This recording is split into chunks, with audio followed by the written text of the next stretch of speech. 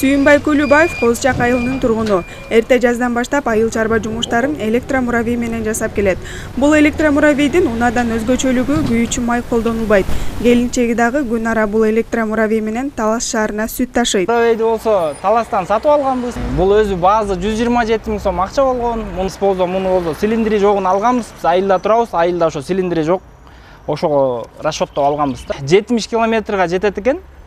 Бир зарядкалаганың. 5 саатта болсо толот зарядкасы. Бул 1 тонналык да өзүчү. Муну 1 тонна кылып неметип ала турган болсоң, анда 50 километрге жетип калат. Канча нагрузка кылсаң, километражынан азаят. А эгер пустой айдап жүрө бере турган болсоң, 70 километрге жетет. Жакшы буюрса айылга, чарба жумушка аябай жакшы экен. Коң саласың, кый саласың, чөп ташыйсың, кыскасы. Көп тирлик ушу менен эле. Күндөн күнгө бул электромуравейге кызыккандардын саны көбөйүүдө. Электр тогу менен кубатталган электромуравей базардагы соодагерлердин да жумушун бир топ жеңилдетет. Бул мотороллерде кызыккан себебим мага товарларымды ташымакмын. Мороженое, газ вода, жанагы кола, ушул сыяктуу немелерди сатабыз, сезонный товарлар. Ошо сезонный товарларды ташып келип кайта базарга алып келип сатканга. Мында муравейлердин түрлөрү сатылууда. Ар биринин өзүнүн өзгөчөлүгү жана баасы ар кандай. Биз көрүп тургандай ар кандай түрлөрү бар экен. Азыр сиз өзүңүз айтып түшүндүрүп берип кетсеңиз, айыл чарбасына кайсынысы ылайыктуу, бизнеске кайсы ылайыктуу?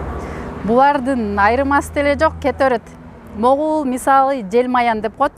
Бул запчастары Кытайдыкы. Бирок сборка Кыргызстандан чыгат.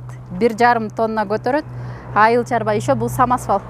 Өзү көтөрүп төгөт. Мо борту көтөрүлөт да цилиндр менен. Мо жерде цилиндри бар. Анан аккумулятору 6 болот. 70 километрге жетет. Ошондо биз берден полный зарядтап беребиз. Бул электромуравейге айдоочулук күбөлүк талап кылынбайт. Бирок мас абалындагы жарандарга жана жашы жете элек өспүрүмдөргө айдап жүрүүгө тыюу салынат. Бул электромуравейлер боюнча буга чейин жол кыймылынын эрежелеринде эч кандай көрсөтүлгөн эмес. Кыргыз Республикасынын президенти тарабынан жарлык чыккан атайын жол кыймылынын мыйзамын өзгөртүүлөр киргизүү боюнча. Азыркы убакта Кыргыз Республикасынын Ички иштер министрлигинин жол кыймылынын коопсуздугун камсыздоо башкармалыгы тарабынан бул электромуравейлерге, электросамокаттарга алгоритм иштелип чыгылууда да.